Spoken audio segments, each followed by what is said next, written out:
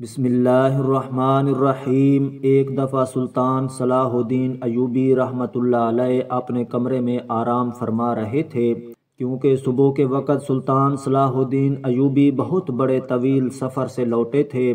چند لمحوں کے بعد ایک سپاہی آپ کے کمرے کے دروازے پر آیا اور اندر آنے کی اجازت چاہی۔ سلطان صلاح الدین ایوبی چونکہ نیند میں تھے، اس لیے اندر سے کوئی جواب نہ آیا۔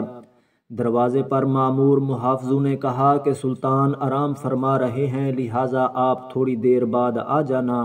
وہ سپاہی آپ کا بہت وفادار سپاہی تھا، اس لیے اس کو بلا جھجھک سلطان کے کمرے کے اندر آنے جانے کی اجازت ہوتی تھی، لہٰذا اس نے بھی سلطان کو جگانا مناسب نہ سمجھا اور سلطان کے کمرے کے دروازے کے ساتھ بیٹھ گیا۔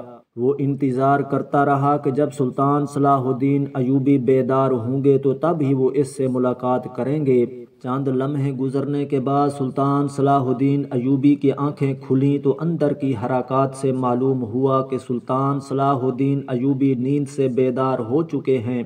سپاہی نے اجازت چاہی اور آپ کے کمرے کے اندر چلا گیا۔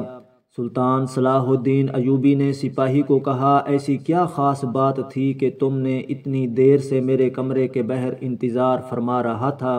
وہ سپاہی بڑا حیران ہوا کہ سلطان کو کیسے پتہ چلا کہ میں باہر انتظار کر رہا ہوں۔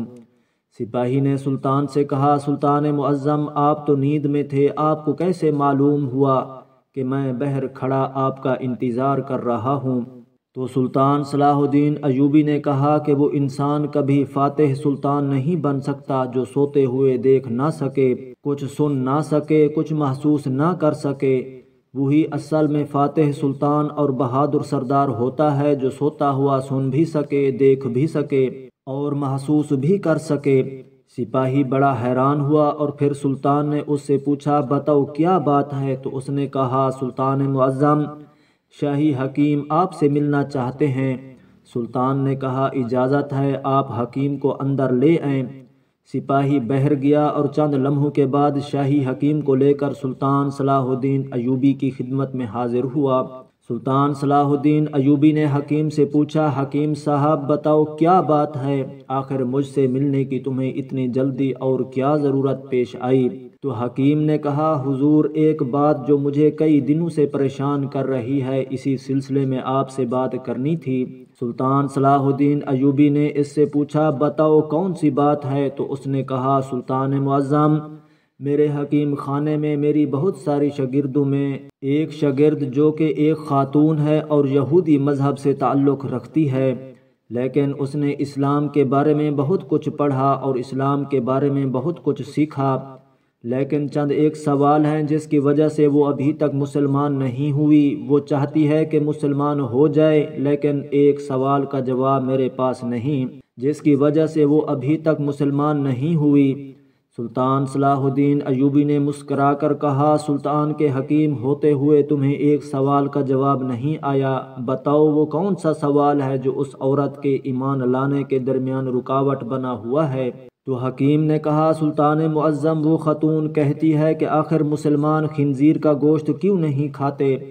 آخر اس میں ایسی کیا برائی ہے؟ اس خنزیر کے گوشت کے کھانے کا ایسا کیا نقصان ہے جس کی وجہ سے مسلمان خنزیر کا گوشت نہیں کھاتے، بلکہ اس سے سخت نفرت کرتے ہیں؟ اور یہ بھی وہ کہتی ہے کہ ہمارے گاؤں میں تو سارے لوگ اکثر خنزیر کا گوشت کھاتے ہیں، ہم اپنے قبیلوں میں خنزیر پالتے ہیں اور جوان ہونے پر اس کو کاٹ کر کھاتے ہیں، اور وہ جب بھی واپس اپنے گاؤں جاتی ہے تو وہ بھی اپنے گھر والوں کے ساتھ خنزیر کا گوشت کھاتی ہے، کیونکہ یہاں تو اسے خنزیر کا گوشت میسر نہیں۔ لیکن میرے پاس اس کے سوال کا جواب نہیں، کیونکہ میں اس بارے میں نہیں جانتا کیا اس کے سوال کا جواب دیں گے تو آپ کی وجہ سے یہ غیر مسلم مسلمان ہو جائے گی۔ یہ سن کر سلطان صلاح الدین ایوبی نے کہا کہ کل تو اس خاتون کو اپنے ساتھ لے کر میرے دربار میں حاضر ہو جانا۔ سلطان صلاح الدین ایوبی جب صبح دربار میں پہنچے تو حکیم اس خاتون کو لے کر دربار میں حاضر ہوا اور سلطان صلاح الدین ایوبی سے فرمایا، سلطان معظم، یہ ہے وہ خاتون جو میری شاگرد ہے۔ یہ دیکھ کر سلطان نے اس عورت کو کہا، بتاؤ خاتون، تمہارا کیا سوال ہے؟ اس عورت نے کہا، سلطان معظم، میں نے اسلام کے بارے میں بہت کچھ پڑھا، بہت کچھ سیکھا، اور حتیٰ کہ میں اس جگہ پر آ کھڑی ہو گئی ہوں کہ میں اسلام کو قبول کر لوں، لیکن ایک بات ہے جو مجھے اسلام قبول کرنے سے روک رہی ہے، اور وہ یہ بات ہے کہ اسلام خنزیر کا گوشت کھانے سے کیوں منع کرتا ہے، حتیٰ کہ یہ تو ہماری سب سے پسندیدہ خوراک ہے۔ میں نے ہر جگہ دیکھا کہ اسلام نے جس خنزیر کے بارے میں منع کیا وہاں اس کی دلیل ملی، لیکن اس خنزیر کے گوشت کے بارے میں مجھے ابھی تک کوئی مضبوط دلیل نہیں ملی۔ میں نے بائبل کو پڑھا تو وہاں بائبل میں بھی خنزیر کا گوشت کھانے سے منع نہیں کیا گیا، لیکن آخر اسلام کیوں منع کرتا ہے؟ آخر اس گوشت میں ایسی کیا خرابی ہے کہ اسلام اس کو کھانے سے منع کرتا ہے؟ یہ یہودیوں کی تو سب سے زیادہ پسندیدہ خوراک ہے۔ یہ سن کر سلطان صلاح الدین ایوبی نے کہا کہ اللہ تعالیٰ نے قرآن پاک میں 3 جگہ پر خنزیر کا گوشت کھانے سے منع فرمایا، پھر آپ نے ان آیات کا بھی ذکر کیا۔ پھر سلطان صلاح الدین ایوبی نے اپنے مشیر کو کہا کہ وہ بائبل کی کتاب میرے پاس لے آؤ جو اپنی اصل حالت میں موجود ہے۔ جب بائبل کی کتاب آپ کے سامنے پیش ہوئی تو آپ نے وہی جگہ تلاش کر کے دی جہاں لکھا ہوا تھا کہ خنزیر کا گوشت کھانا منع ہے۔ پھر خاتون نے کہا کہ یہ کیا بات ہوئی، جو میرے پاس کتاب ہے اس میں تو واضح لکھا ہوا ہے کہ خنزیر کا گوشت کھانا منع نہیں۔ تو سلطان صلاح الدین ایوبی نے کہا کہ مجھے ترس آتا ہے تمہارے ان لکھاریوں پر جو اپنی عیاشیوں کے لیے اس پاک کتاب کو اپنے لفظوں سے بالکل تبدیل کر رہے ہیں۔ جو تم بائبل پڑھ چکی ہو وہ اپنی اصلی حالت میں موجود نہیں، یہ تمہارے اپنے لکھاریوں کی لکھی ہوئی کتاب ہے۔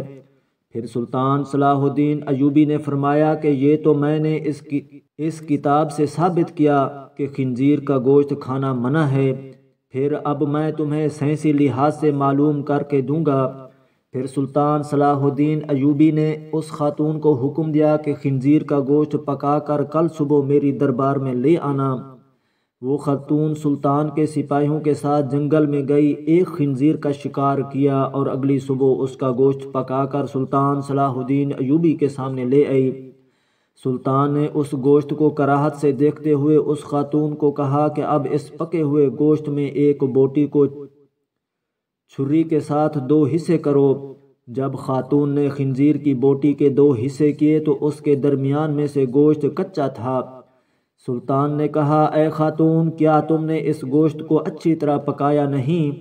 تو اس خاتون نے کہا نہیں سلطان معظم، میں نے اس کو بہت اچھی طرح سے پکایا ہے۔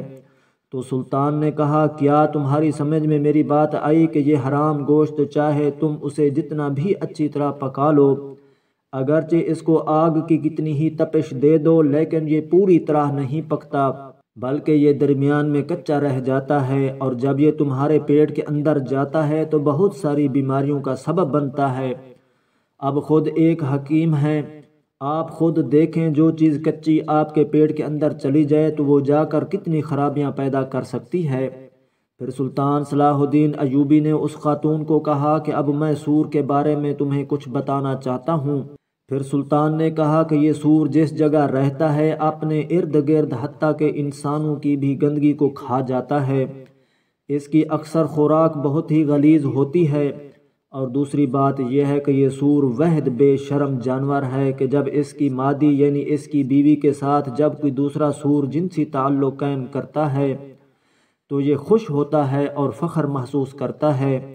یہ وحد جانور ہے جس میں اتنی زیادہ بے شرمی بھری ہوئی ہے۔ آپ خود دیکھیں کہ ایسے جانور کا جب آپ گوشت کھائیں گے جس کی بنیاد غلاظت سے بھری ہوئی ہے تو وہ تمہیں کیا فائدہ دے گا؟ یہ بات سن کر وہ خاتون سلطان صلاح الدین ایوبی کے سامنے جھک گئی اور کہا کہ سلطان معظم آپ مجھے اپنی ہی زبان سے کلمہ پڑھائیں۔ سلطان صلاح الدین ایوبی نے اس عورت کو کلمہ پڑھایا اور تمام دربار اللہ اکبر کے نعروں سے گونج اٹھا۔